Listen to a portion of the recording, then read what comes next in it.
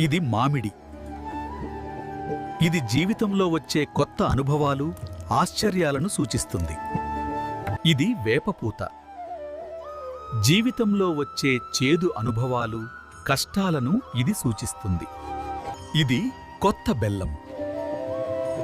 ఇది మన జీవితంలోని తీపి క్షణాలు, ఆనందాన్ని సూచిస్తుంది. ఇది చింతపండు గుజ్జు. జీవితంలో వచ్చే భావోద్వేగాలు, అనుభవాలను ఇది సూచిస్తుంది. ఇవి మిరియాలు. ఇవి జీవితంలో వచ్చే ఉత్సాహం, శక్తిని సూచిస్తాయి. ఇది రాతి ఉప్పు.